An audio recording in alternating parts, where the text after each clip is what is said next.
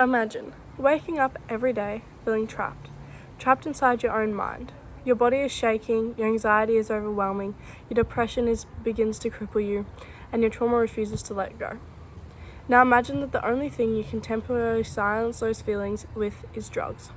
Eventually, you lose your job, your relationships, and before long, you can no longer afford a roof over your head.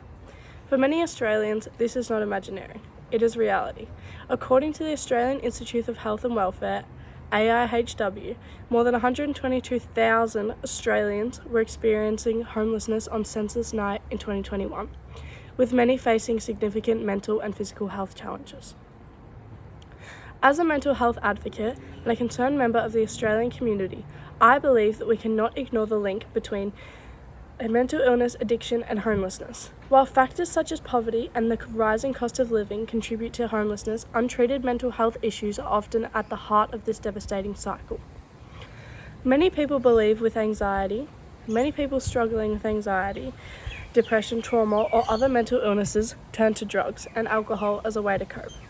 They are not searching for a way to destroy their lives, they are searching for a way to escape their pain, even if only for a moment. This is known as self-medication, and for many people it feels like their only option when support is unavailable or out of reach. In fact, the AIHW reports that almost 3 in 4 people experiencing homelessness who have had a problematic drug or alcohol use also had a current mental health issue, demonstrating the strong connection between addiction and mental illness.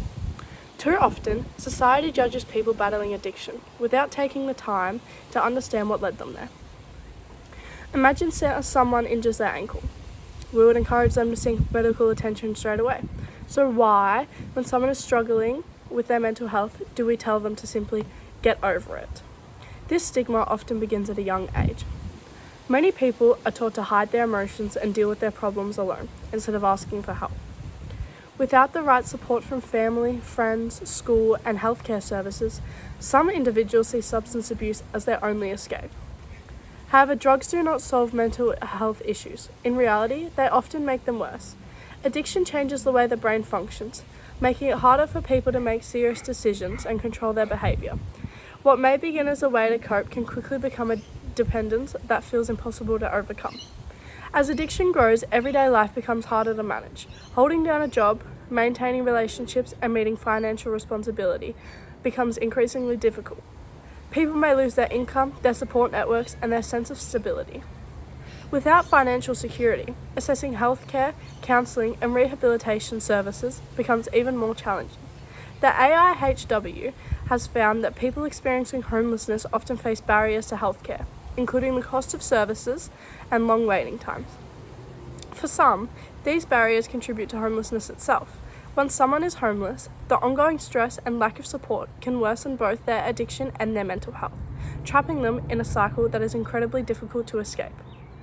Many people argue that homelessness is simply the result of poor choices or laziness. Others believe that the rising cost of living is entirely to blame. While financial hardship certainly plays a role, these explanations fail to recognise the complex reality faced by many Australians: mental illness. It can make it difficult for people to maintain employment, manage their finances, and seek the help they desperately need. If we continue to ignore the role mental health plays in homelessness, the problem will only continue to grow.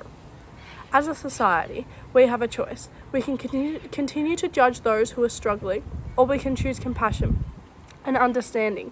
We can reduce the stigma surrounding mental illness and addiction, and encourage people to seek help before their struggles escalate. We can support better access to mental health care, addiction treatment, and early intervention programs that give people the opportunity to rebuild their lives. Research from the AIHW suggests that providing stable housing alongside mental health and addiction support services can improve well-being and help people recover. This shows that recovery is possible when people are given the support they need. The question we need to ask is not whether we can afford to support people facing these challenges. The real question is whether we can afford not to. Overall, untreated mental health issues can lead to substance abuse, financial hardship, and social isolation, all of which can increase the risk of homelessness.